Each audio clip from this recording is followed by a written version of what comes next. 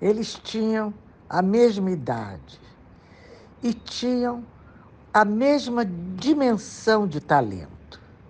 Eles criaram juntos, em 1958, o Grupo Oficina. Eles, juntos, eram tão poderosos, tão talentosos, tão brilhantes, que precisaram se separar. Zé Celso Martins Corrêa ficou com a oficina em São Paulo e Amir Haddad veio para o Rio de Janeiro criar o Tá na Rua, assim como criou antes a comunidade.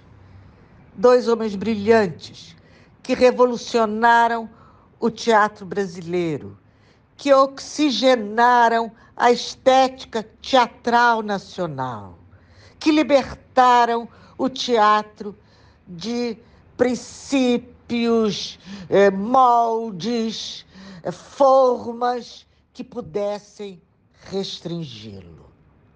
Amir Haddad e José Celso Martins Corrêa. Essa entrevista com Amir foi feita na véspera da morte de Zé Celso, no dia em que ele foi internado, vítima de um incêndio. Essa entrevista nós dedicamos, Amir e eu, a José Celso Martins Corrêa.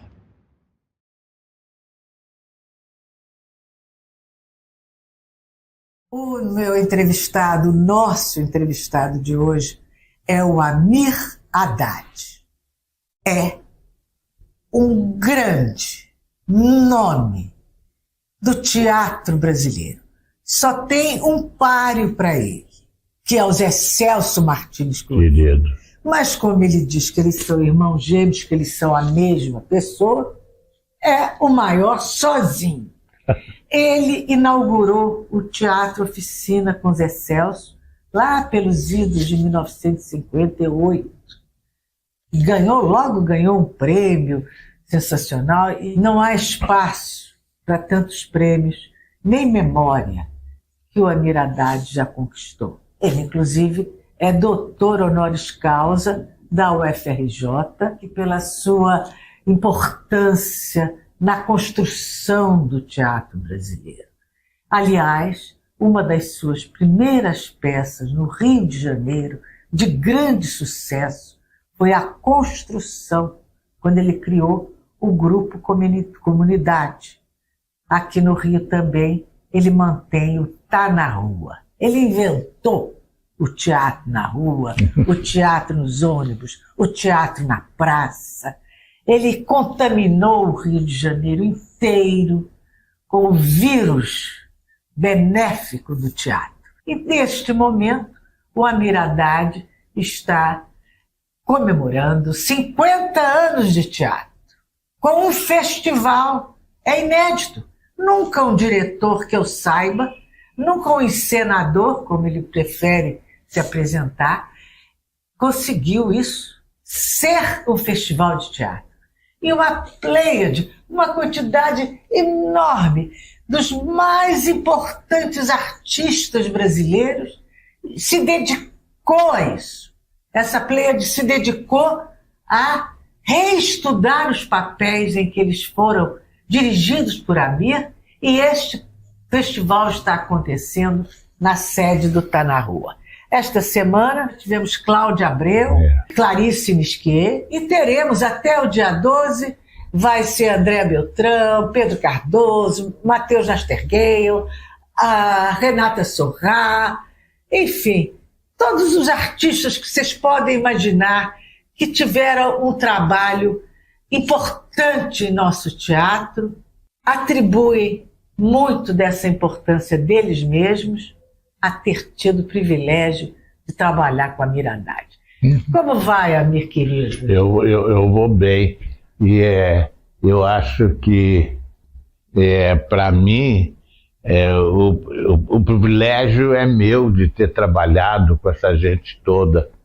Eu fico tão gratificado quando vejo a ideia de fazer esse festival é quando eu comecei a olhar a quantidade de pessoas interessantes com espetáculos que eu dirigi e ainda em cartaz atuando. Eu falei, meu Deus, tem aí uma produção minha com gente muito legal, trabalhando e com espetáculos interessantes. A Clarice Nisquim está há quantos anos fazendo a Alma Imoral? Acho que 15. Alma Imoral? Alma Imoral.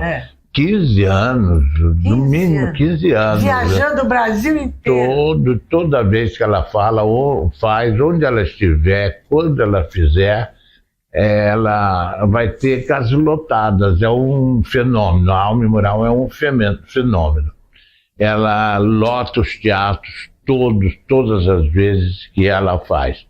E é um espetáculo interessante, o que é surpreendente. Isso eu falo porque eu vejo, cada vez que ela faz, parece que é a primeira vez.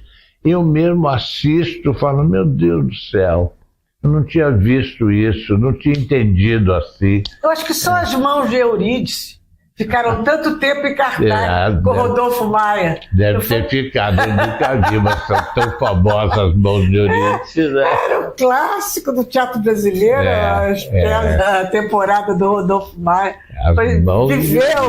Sobreviveu com as mãos de Eurídice. É isso mesmo, eu acho que as mãos de Eurídice é a Alma Imoral. Barato. Vem cá, Mir. E o Matheus Nastergueiro também tem um espetáculo dele que sempre retorna, né? Dirigido por você, o Matheus. Não, do Matheus não. Pedro Cardoso? Pedro Cardoso, sim. Pedro Cardoso é permanente. O Pedro Cardoso e a Renata Sorrah, eles são meus filhos, eu vou dizer assim, entende? Porque tanto um quanto o outro chegou perto de mim adolescente ainda, com 15, 16 anos. E começamos uma experiência muito profunda de teatro, de ator, essas coisas todas. Eu sempre muito inquieto e eles também interessados, se dispuseram a perseguir as minhas elucubrações. Então, são dois atores que eu considero genuinamente atores que têm o meu DNA.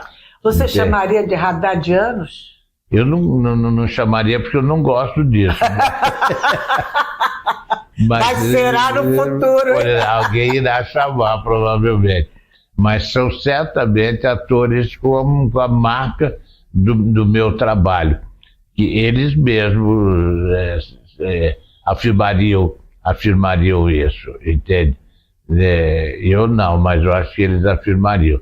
Então são duas pessoas, um ator e uma atriz, extremamente representativo do que eu acho como deve ser o ator.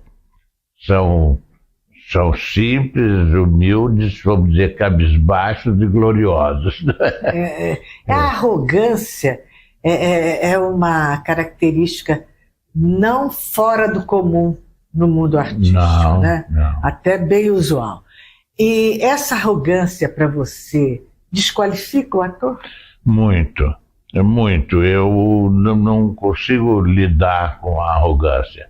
A primeira coisa que eu acho importante para o ator é se desfazer de qualquer arrogância. Você se distancia de você quando você se mostra arrogante. E o que eu gosto do teatro é o ator se mostrando como ele é. Se ele é arrogante, ele esconde a fraqueza. E ele está fazendo já um personagem. Já está um personagem. Entende? O lado humano dele desaparece. Já vai aparecer coisas que ele acha que são interessantes, que ele gostaria de mostrar. Ele já começa a não ser, ele começa a representar. Entende? A representar alguma coisa que ele quer mostrar para os outros. Eu prefiro o ator desarmado. O ator que se deixa devorar sem arrogância. Inteligente, sensível, generoso, atento, bem-humorado, espirituoso, entende? Mas sem nenhuma estrutura armada, né? Não preparado para uma guerra, preparado para um ato de amor. que é a entrega amorosa que o teatro pede e exige, eu acho. Agora, essa entrega amorosa no teatro, ela é uma entrega até psicanalítica, né? Como é que você lida com essa responsabilidade de você ter o eu profundo, de grande sensibilidade, nas suas mãos como uma massa de modelar? Hilde, eu sei exatamente o que você está falando, mas eu não me arrogo, não sou arrogante, entende? Jamais procurei fazer qualquer proveito dessa força que o diretor possa ter sobre o outro ator. Não me utilizo disso para obter nenhum efeito de ator, nem mesmo que seja glorioso para ele, eu não faço isso. O meu encontro é amoroso, é respeitoso, é extremamente horizontal, entende? Respeitoso da identidade do outro, é um diálogo profundo que se estabelece entre eu e aquele cidadão que está ali à frente, se manifestando, se comunicando, e eu me ofereço os meus serviços para que ele consiga fazer aquilo que ele quer da melhor maneira possível.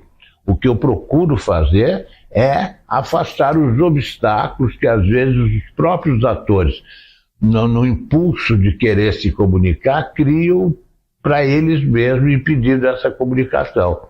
Eu passo, cidadão, faz assim você está se prejudicando. Não é isso que você está fazendo. É como se descascasse uma cebola? Vamos tirar a casca dessa cebola. Eu entendo a sua pergunta dizendo como se você removesse camadas. O ator se dispõe a ir entregando uma camada, entregando outra. À medida que ele vai ficando confiante, ele se deixa expor mais. Então as camadas mais profundas vão aparecendo, entende? Então é importante, porque o ser humano é uma coisa muito interessante, até mais do que uma cebola. Hoje em dia eu vejo a natureza tão parecida com a gente que eu já não faço tanta diferença, mas não tenho arrogância de me sentir melhor do que uma cebola. Né? Mas, Amir, você é aquele diretor que certos atores escolhem justamente para se despirem dessas camadas, com este objetivo, no momento em que eles querem dar o grande salto de seu trabalho. Então nós vimos Maite Proença fazendo isso, né?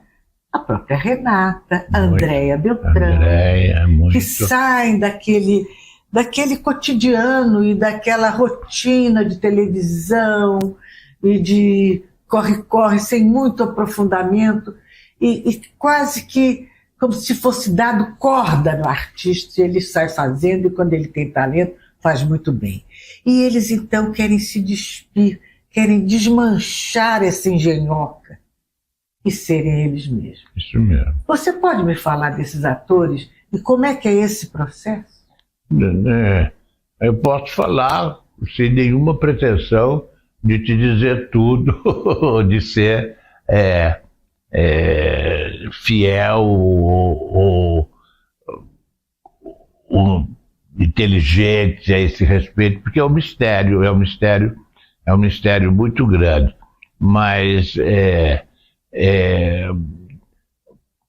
os atores, quando me procuram para ter essa experiência profunda com o teatro.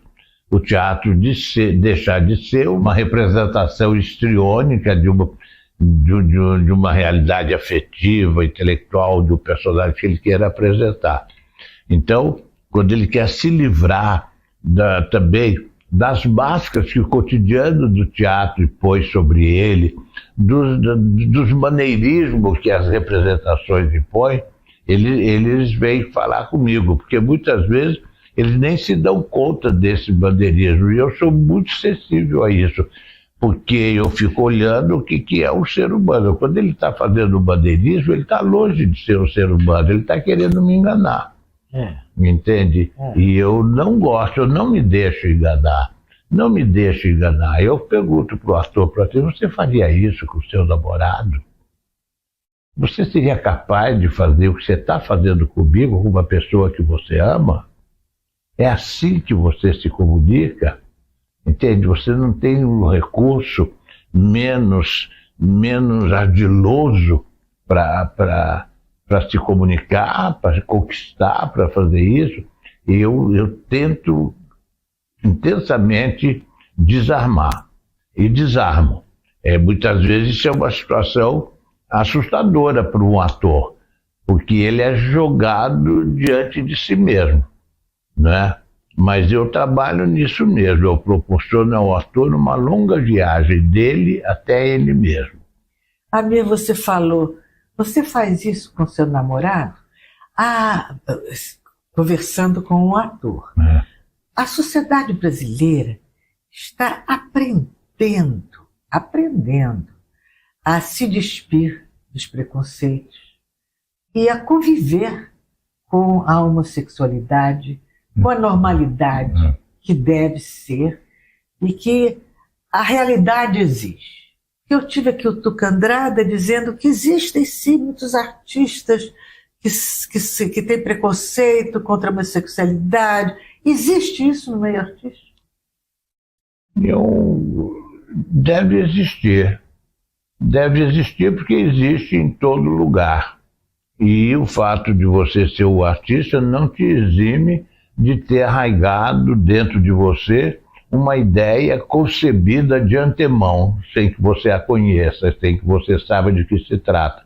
Então o preconceito existe muito a respeito das coisas. Uma ideia que você tem a respeito de uma pessoa sem que você a conheça. Então é pré-concebida aquela ideia, porque não nasce do seu encontro com aquela realidade. Então existe sim, você o tempo todo, como em qualquer lugar, mas no teatro existe muito também. Existe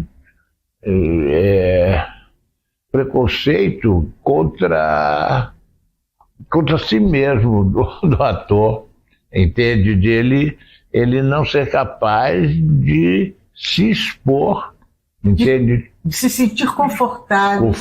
Se expor. E esse é um processo também que o teatro é libertador, não é? Muito libertador. Muito libertador. É um processo terapêutico no melhor sentido, não é? Porque te propõe uma reflexão. Terapia é uma palavra que significa reflexão.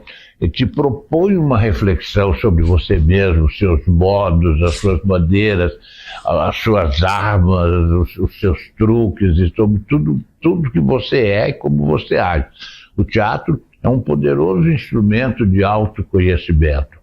Além de você se comunicar com os outros, é uma máquina, uma ferramenta de autoconhecimento impagável, sem preço, entende? E como é que a gente fala isso? Você não consegue dar o valor, entende? Não se tem, não dá para ter noção do valor que tem essa entrega. Essa entrega, entende? É muito grande. Então, um ator, quando trabalha comigo, e o meu encontro com ele é real, verdadeiro, e a gente consegue estabelecer essa comunicação, porque é difícil, não é fácil.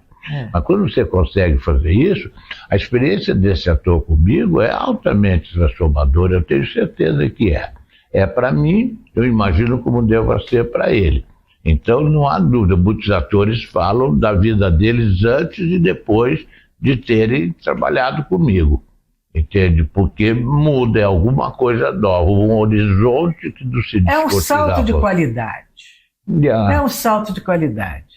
Quando eu escrevi uma peça inacabada até hoje, sobre a vida da Zuzu Anja, minha mãe, e quem é que eu chamei para dirigir? O Amir. Eu só faço essa peça com o Amir, porque eu já estou tão encebolada com tantas cascas, Tantas camadas. com tantas camadas, depois desses anos de jornalismo, e de um jornalismo específico que lida muito com aparência, né? Eu chamei o Amir. E aí acabou a peça não saindo, não por falta de habilidade dele ou falta de participação dele, mas talvez por uma dificuldade. Eu tenho que ainda tirar essa camada e ter o privilégio de ser, mais uma vez, dirigida pelo Amir. Eu fiz uma peça, Marido, Matriz e Filial. Você não fez Marido, Matriz e Filial? Me lembro. Eu fiz uma peça que eu entrei como substituta e você tinha sido o diretor e você me deu uma orientação assim.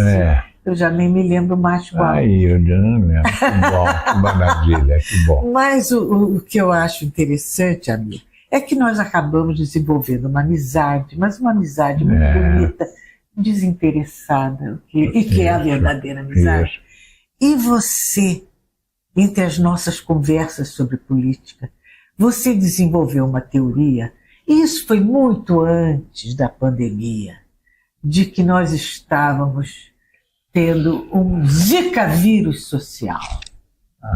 Você lembra disso? Eu lembro disso aí. Na época da dengue, da chikungunya, e você dizia que o Brasil... Porque aí começou aquele processo todo da armação do golpe e que nós percebíamos e nós não sabíamos até onde isso iria, né? Eu queria que você se lembra disso. Eu lembro, sim, não lembro a situação explícita, essa coisa toda. Lembro de eu falar isso. E lembro também que eu sempre uso alguma coisa da realidade, do cotidiano, para tentar dizer alguma coisa que até então eu não tinha dito, eu saberia como dizer. Mas me lembro de falar do Zika vírus. Na época, eu fazia uma coluna diária, acho que no Jornal do Brasil, e eu aí dissertei sobre essa sua teoria do Zika vírus social. E me convidaram para fazer uma aula magna sobre o Zika vírus social numa universidade no Goiás. E eu passei para você e você foi fazer, não sei se foi Mato Grosso ou Goiás.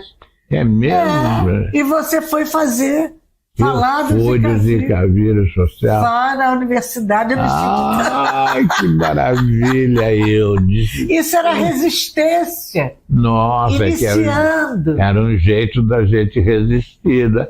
Nossa, mas eu não me lembro, de que coisa boa, não me lembro, tantas coisas. Imagina, eu tenho 86 anos, uma vida intensíssima, fiz e faço muitas coisas, então há de entender que a minha memória me trai frequentemente, né? Claro, faz parte do show. Faz parte. Mas é ótimo você me falar isso, eu saber isso, que coisa boa. Eu não me lembro, mas eu acho tão bom, tão bom. Como seria o espetáculo chamado Bolsonaro? Projeta essa montagem. Eu não dirigiria. Não dirigiria? Não. Você precisa ter muito cuidado com o material com que você lida. Tem peças que são tão nocivas, tão malévolas nelas mesmo, na qualidade que elas têm, que mexer naquilo não é uma boa coisa. Tem peças que até as pessoas poderiam achar que era uma boa peça e que eu não tocaria nelas. Eu não quero lidar com esse material, não estou interessado, não é um assunto que eu quero mostrar, nem para atacar, nem para defender, nem para expor, não me interessa. Eu acho que há coisas das quais é melhor não se falar. Há coisas que a gente deve, o mais possível, ignorar. Essa é uma delas. Não posso ignorar porque vivo desse mundo, mas não faz parte dos meus assuntos. De jeito nenhum. É uma coisa tão desagradável, tão inacreditável, que não dá. Eu fiquei admirado quando vi que as pessoas iam votar nessa pessoa para presidente do Brasil. Muita gente que eu conhecia fazendo isso, Eu falei, mas é inacreditável. Que mais a pessoa precisa para ver uma coisa quando ela não presta, não é boa? Que mais o ser humano precisa para saber distinguir uma coisa da outra? Como é que uma pessoa razoavelmente informada, ilustrada, alfabetizada, consciente, pode ter a intenção de votar numa pessoa como essa que está se manifestando, está se propondo, está se aparecendo da maneira que aparece? Basta olhar para mim, era assim, basta olhar. Como é que olha e não vê? Como que olha e não vê uma coisa tão ostensivamente maléfica, ruim, medíocre, desnecessária, absolutamente desnecessária, sendo, pelo contrário, precisando ser afastada da realidade? Como é que não vê? E metade do Brasil não viu, não vê, investiu. Isso eu fico muito assustado. Isso foi muito assustador para mim, para entender o Brasil também, para eu não ter nenhuma idealização a respeito do povo brasileiro, de nenhum nível social. Nenhum nível social. Falar ignorante, não sei o quê, é evangélico, é comunista. Não, todos, muita gente, eu fiquei atônito sempre vendo isso. Mas, meu Deus, basta olhar, olha para a cara dessa pessoa, desse cidadão, olha e vira o rosto, não olhe nunca mais. Eu achava que era assim, porque era assim para mim. No entanto, foi eleito com voto popular.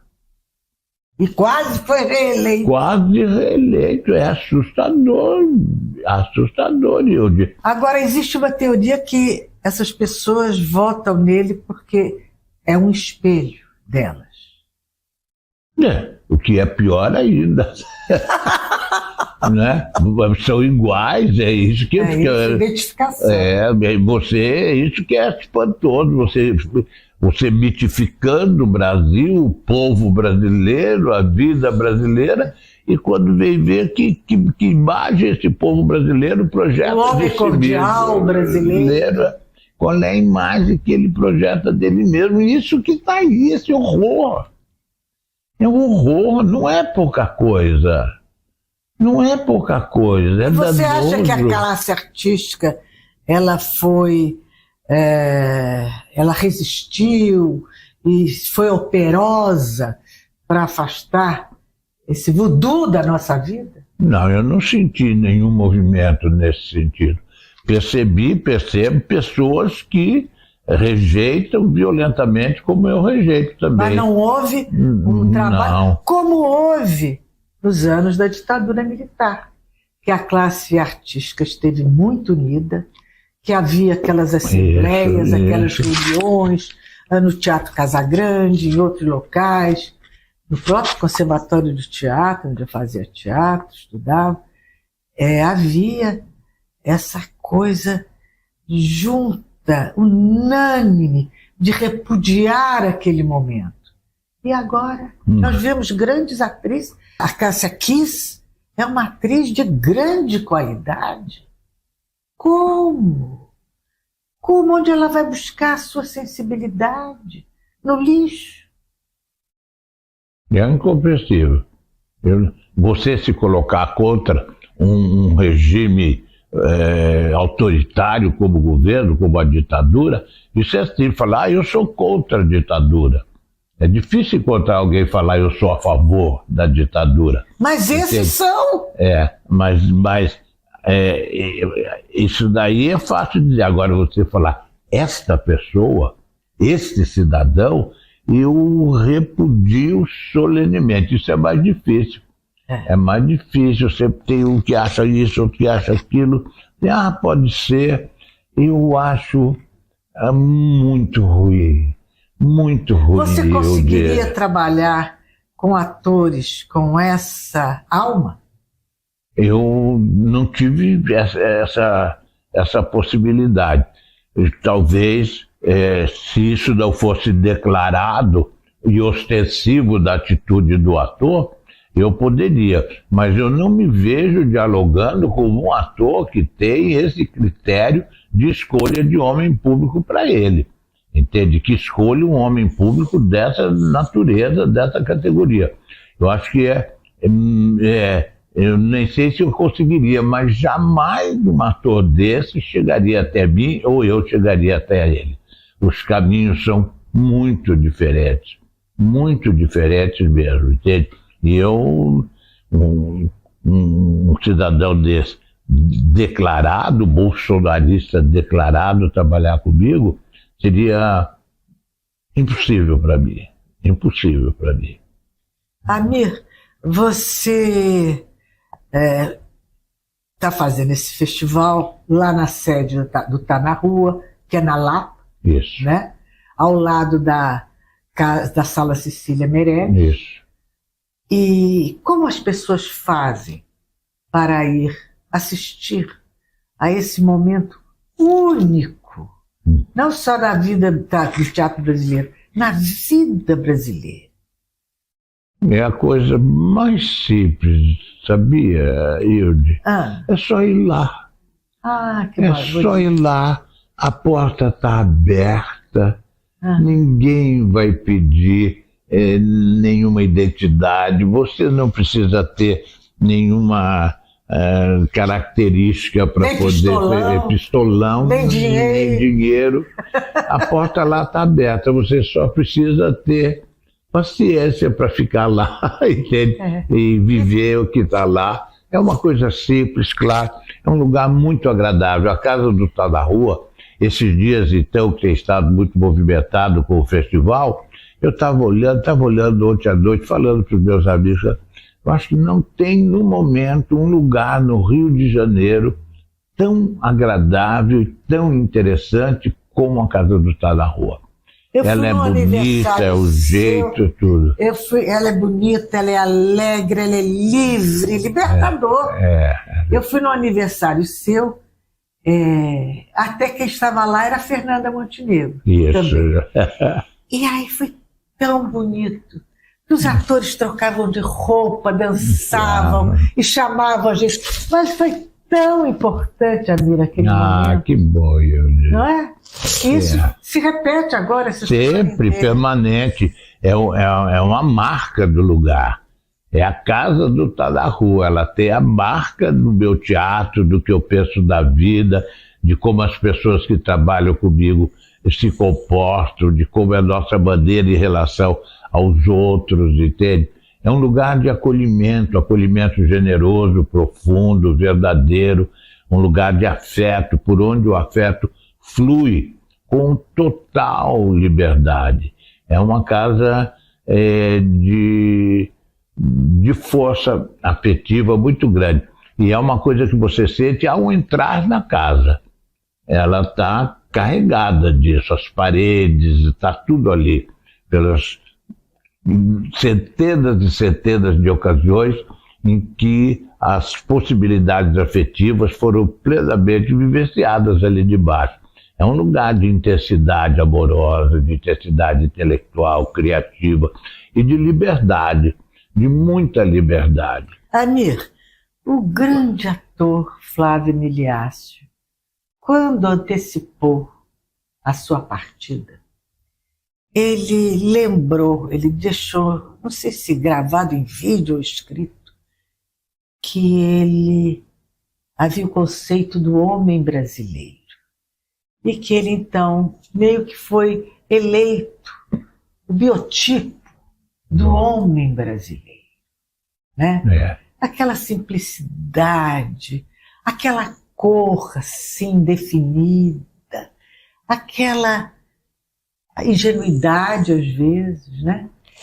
E agora, depois dessa catástrofe, desse pesadelo vivido pelo Brasil, o que é o homem brasileiro? Imagina se eu saberia dizer, minha não vida. Mais. Não saberia dizer, nem poderia dizer que naquela época o Flávio Miliácio era isso. Imagina se ele era um homem brasileiro e se suicidou. O que é isso? É uma coisa muito difícil. eu não saberia dizer para ninguém, se eu tentasse descrever para um estrangeiro tudo como é que somos nós brasileiros, eu não saberia o que dizer, como explicar para eles, entende? Agora, certamente sei que existe um jeito brasileiro de ser que eu reconheço, entende? Que eu vivo, que eu gosto, que eu trabalho e que eu procuro fazer vir à tona no meu trabalho com os atores, entende? Eles abandonarem qualquer forma estereotipada de expressão para buscar uma maneira mais pessoal, mais intensa, que se acaba se aproximando mais do afeto brasileiro, entende? Mas eu não saberia definir e descrever isso, não. Mas quando eu vejo, eu reconheço, eu gosto e busco. Amir, o que é que você está achando desse novo momento de políticas públicas para a cultura brasileira, com o governo do... Eu acho que eu ainda não estou achando nada. Agora, finalmente se abriu um horizonte para a gente. Mas eu acho, tenho pensado e dito isso mesmo, que até o final desse ano a gente vai estar sabendo melhor em que mundo nós estamos vivendo com essa nova realidade política. Eu acho que vai mudar muito. O Brasil vai mudar. Vai aparecer o Brasil que a gente quer, que a gente gosta, que esteve sufocado, massacrado. Eu acho que ao longo desses meses que nos faltam até o final do ano, a gente vai começar a ter um horizonte mais claro de que somos nós, do que é que nós estamos vivendo. Certamente estaremos até o final do ano num lugar muito melhor a respeito de nós mesmos do que estamos agora. Nós estamos saindo de um lugar ruim. Nós ficamos 4 anos no inferno. 6, né? 6, no inferno. De hora que eu não sei de como é que eu sobrevivi. Meu Deus do céu, como é que eu posso viver com essa coisa no alto da minha cabeça?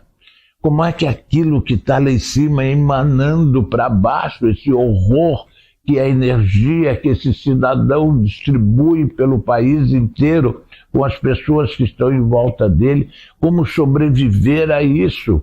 Me agarrei muito ao meu teatro, que é uma maneira de ficar vivo, mas ainda assim temia e temo, porque é de muito má qualidade.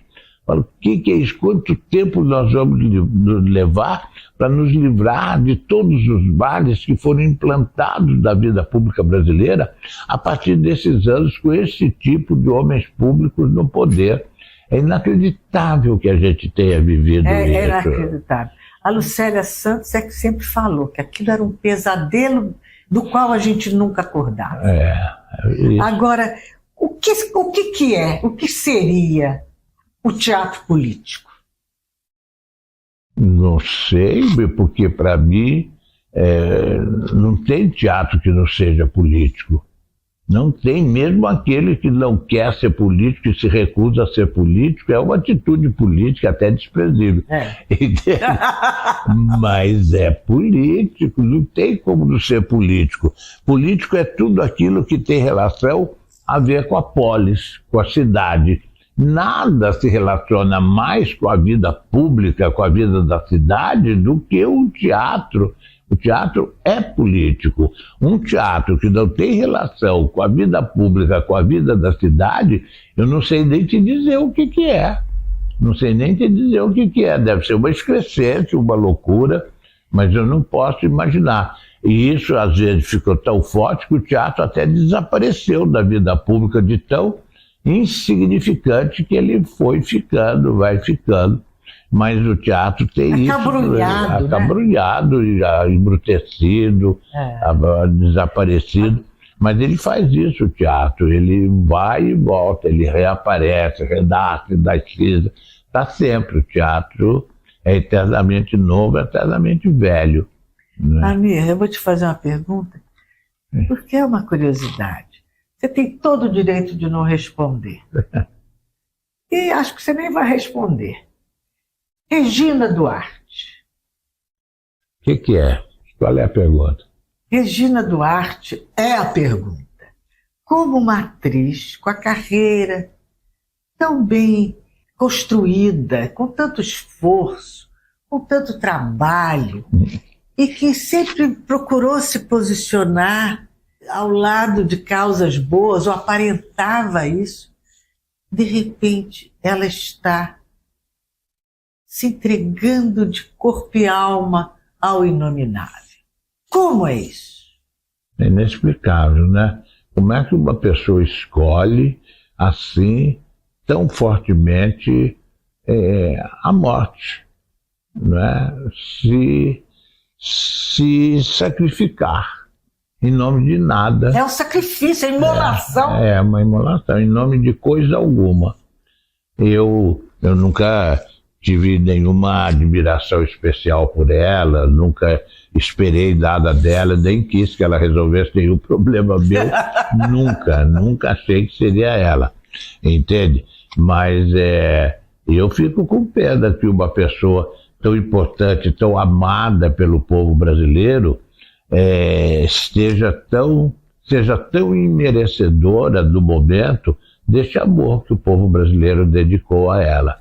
Faltou-lhe grandeza, né? É difícil você merecer o amor que o seu povo lhe dedica, né? É difícil. Amir, eu vou me despedir de você. Minha querida. Que eu sei que você hoje está com a agenda cheia, com palestras, com apresentações teatrais. Tudo. E só amor para você, né?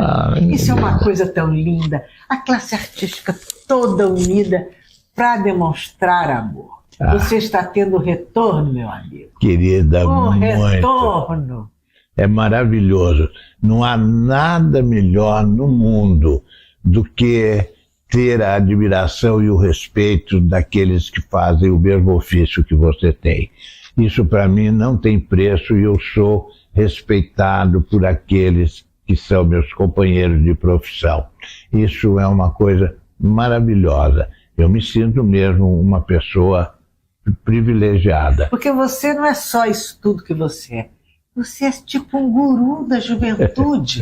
Da juventude! É impressionante como os mais jovens se identificam comigo também. Nós entramos no teatro, no Hotel Copacabana Palace, num baile de carnaval, que o tema era a Grécia, e os atores estavam lá fazendo quadros vivos de personagens gregos, e quando eles viram você, Amir!